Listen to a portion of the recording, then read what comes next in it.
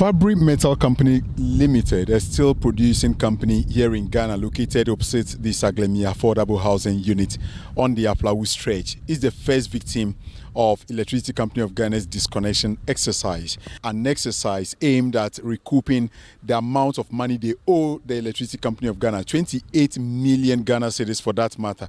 After talks with management, they couldn't really agree or come to any meaningful consensus. Therefore, the task force proceeded to take them off the national grid, and they will now have to rely on an external power source to power their operations here in their premises. So in your short is the task force coming from the premises of Fabri Metal Company Limited. After negotiations broke down, they have now agreed to take them off the national grid, and they've just done that, and they are returning from their premises. Leila Abubakari is the manager of external communications, and she's been speaking to the media after today's exercise. We have taken off Fabri Metal for their inability to pay any amount towards the 28 million they owe ECG. We were hoping to reach some sort of agreement, but they haven't been able to provide anything at all. They said they could do an installment payment, but that hasn't happened. So unfortunately, based on the strict instructions from our bosses, we had to take them off. What was the excuse given you by these people?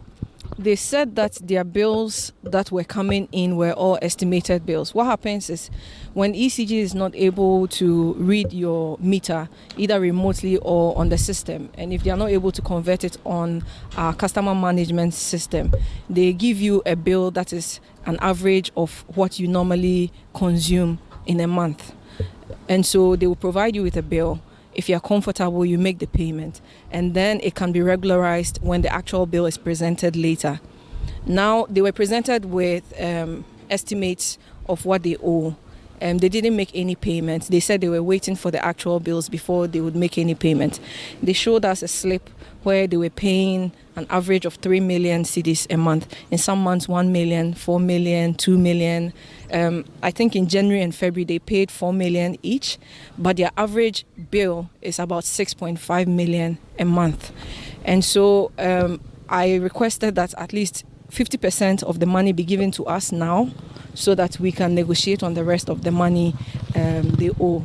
But they said they are not able to cough out such an amount to us now. Literally ceased their operation. They won't be able to work and then bring out the money they need to pay you what you're looking for. Where do you draw the balance? They don't need to make the money today to pay us. They've already consumed the power. They have produced, they have exported, whatever it is that they use the energy for their business. They've already done that. Like I said, it's 6 months. And so you can't tell me that in the 6 months you did not budget for a raw material like energy. They have transported their products to wherever. As you can see, business was going on. So I told them that with regards to what we are doing this month, we also have a lot of fire behind our backs.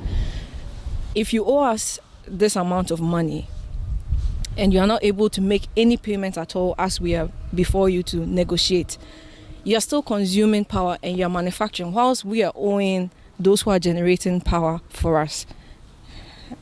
It doesn't add up in our books. And so what we can do is we terminate the power, and then we can discuss the debt. But whilst we are discussing the debt, it's still being consumed, and then what do? So no, we'll take you off. We negotiate, you pay what you owe us, and then we can reconnect and then start business. The task force went to the B5 Company Limited, where after engagement, they managed to pay about 20 million Ghana cedis out of 42 million cedis they owe the power distributor. So we are now at B5. They are steel manufacturing company, one of the largest in West Africa. They had a bill of 48 million Ghana cedis, which had compiled over 4 months.